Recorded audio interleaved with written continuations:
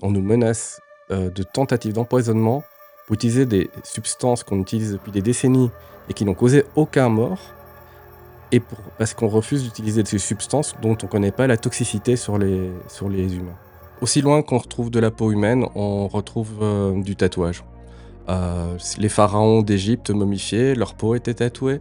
Otzi, un homme préhistorique qu'on a retrouvé dans un glacier qui date de plus de 4000 ans, avait aussi la peau tatouée. Et donc le tatouage est une pratique très ancienne, qui existe depuis bien avant l'Union européenne et qui existera bien après l'Union européenne. Le tatouage s'est développé en Europe au cours du XXe siècle. Il n'y avait pas forcément de régulation. Les tatoueurs s'autorégulaient, on apprenait les bonnes pratiques, on a appris à stériliser le matériel, à utiliser du matériel à usage unique, à utiliser de bonnes encres et du bon pigment sans avoir besoin d'aide d'un régulateur, et ça se passait très bien. Jusqu'au jour où l'Union européenne décide de s'en mêler. Salut Fieu, aujourd'hui je vais te parler de l'interdiction des encres de tatouage par l'Union européenne. L'Union européenne, c'est quoi? C'est un regroupement de 27 démocraties. Il y a une administration centrale, composée de la Commission européenne, Conseil des ministres et du Parlement européen, et composée de 20 000 fonctionnaires européens qu'on surnomme eurocrates, contraction de européens et bureaucrates. Un eurocrate est payé beaucoup plus qu'un fonctionnaire national pour être beaucoup plus incompétent que lui. Il est payé via nos impôts nationaux, mais n'en paye pas lui-même. Comme ils y connaissent rien en tatouage, mais qu'ils ont décidé de s'en mêler, ils ont demandé à l'ECAM, l'Agence européenne des produits chimiques, de faire un rapport sur les encres de tatouage. Alors, l'Agence européenne pour les produits chimiques, elle gère tout ce qui est produits chimiques, des grandes industries chimiques à travers l'Union européenne et même au-delà. Et demander à l'ECAM un rapport sur le tatouage, c'est comme si j'utilisais un bulldozer pour rempoter un pot de fleurs dans mon jardin. L'agence en elle-même n'a pas forcément de compétences dans ce domaine. Du coup, qu'est-ce qui s'est passé? On n'en sait trop rien. La seule chose que j'ai trouvée sur le processus de décision est un podcast sur la chaîne officielle de l'ECAM sur YouTube. Ce podcast, une certaine Sebar Kalaf, scientific officer du ministère danois de l'Environnement, dit dans ce podcast que il y a eu une discussion entre les représentants de l'Allemagne, du Danemark, de la Norvège et de l'ECAM à propos de ces encres de tatouage. Alors, on ne sait pas qui dans ces pays-là. Par contre, Allemagne, Danemark, Norvège, ça fait 3 pays alors qu'il y a 27 membres de l'Union européenne et la Norvège ne fait même pas partie de l'Union européenne.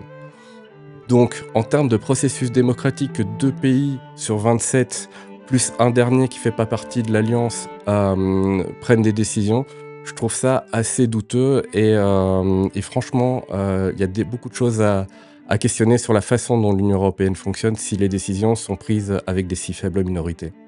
Un rapport de l'ECAM est fait et il a été décidé par certains eurocrates, on ne sait pas lesquels, ils ne sont pas très courageux et fiers de leurs décisions, on dirait, décident de mettre certaines substances sur une liste de produits interdits pour le tatouage. Certaines substances sont utilisées depuis des siècles et elles sont interdites sous le principe de précaution.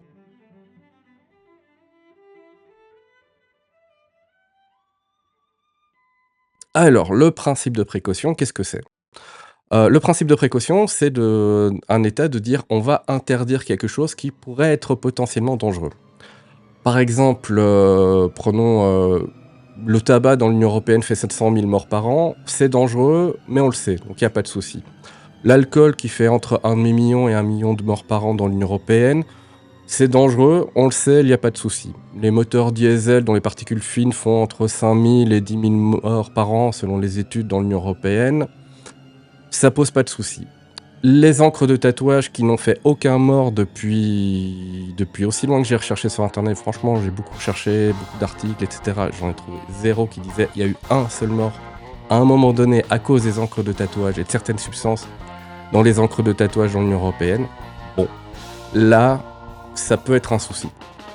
Alors, ce qui est le souci, c'est pas tant que les choses ne créent pas de mort, c'est qu'on comprenne pas pourquoi elles ne créent pas de mort. Donc, quand on a utilisé une substance qu'on utilise depuis des années et qui n'ont pas causé de mort, mais qu'on ne sait pas pourquoi, ça pourrait être quand même potentiellement dangereux parce qu'on ne sait pas pourquoi il n'y a pas de mort.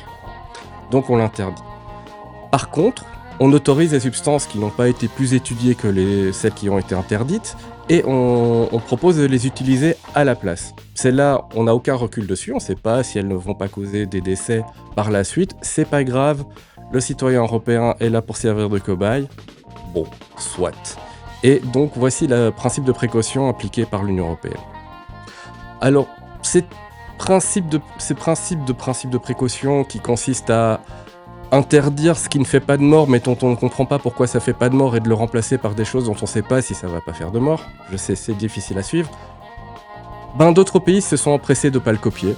Le Royaume-Uni, lors du Brexit, a dit que REACH pour les encres de tatouage, on va laisser tomber parce que franchement c'est de n'importe quoi.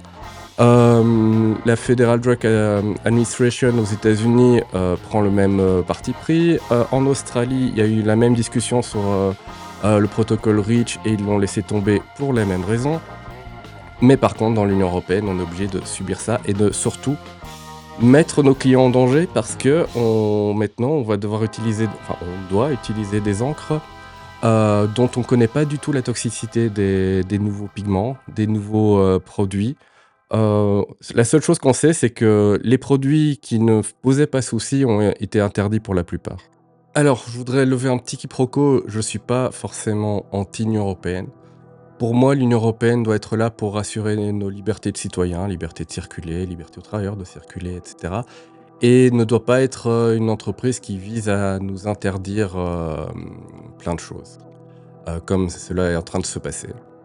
Ce que je constate, c'est que pour l'instant, l'Union européenne impose des interdictions, mais par contre, au niveau des libertés de circulation, là où elle devrait être sa mission principale, l'Union européenne ne semble pas pressée. Par exemple, comme tatoueur belge, je peux exercer dans une convention française que si je prends 7 heures de formation avant chaque convention. 7 heures de formation qui me donnent le droit d'exercer sur le territoire français pendant 5 jours. Bon, a priori, à partir du 6e jour, je deviens un gros crade qui transmet des maladies, mais pendant 5 jours, c'est suffisant. Bon. Là-dessus, l'Union européenne ne semble pas bouger. Liberté de circulation des travailleurs, qui est quand même la base de l'Union européenne, ne semble vraiment pas être une priorité des eurocrates. Bon, utiliser les citoyens comme cobayes semble être plus intéressant. Philosophiquement, dans une démocratie, les citoyens sont responsables de leurs choix. Ils peuvent faire des choses dangereuses et en tout cas, ils doivent en porter la responsabilité.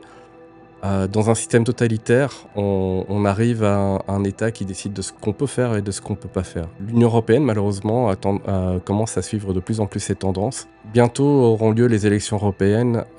J'appelle les gens à y penser au moment de voter. Surtout voter.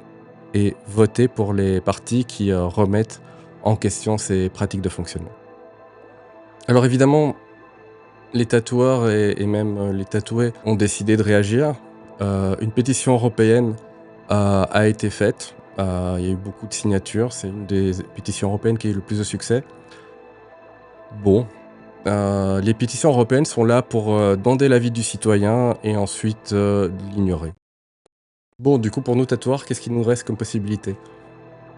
Personnellement, j'ai pas forcément envie d'utiliser mes clients comme cobayes de nouveaux pigments dont je connais pas la qualité dans le temps, dont je connais pas le vieillissement, dont je connais pas la toxicité. En même temps, les encres riches nous sont interdites, donc qu'est-ce qui nous laisse comme choix ? Prendre des risques pour nos clients ou redevenir underground et pas respecter la loi ? Il faut savoir qu'en 2023, à la convention de Mons, il y a eu une descente de police. A priori, un tatoueur s'est fait menacer par la police fédérale d'être poursuivi pour tentative d'empoisonnement parce qu'il utilisait des encres non REACH. Le SNAT, donc Syndicat national des artistes tatoueurs en France, a fait un recours collectif avec le maître Divizio contre l'Union européenne par rapport à tous les soucis que créent ces interdictions d'encre de tatouage. Je vous encourage d'ailleurs, si vous êtes tatoueur, à participer à ces recours collectifs et à vous mettre en contact avec le SNAT par rapport à ça. Bon, ce n'était pas un sujet facile. J'espère que cette vidéo vous a quand même plu. N'hésitez pas à m'encourager en vous abonnant, en likant cette vidéo. N'hésitez pas à commenter cette vidéo. Et l'avantage d'avoir un tatouage sur le visage, c'est qu'en cas de contrôle, on peut avoir oublié son permis, ne pas avoir les papiers de la voiture. La seule chose que les agents cherchent, c'est la drogue.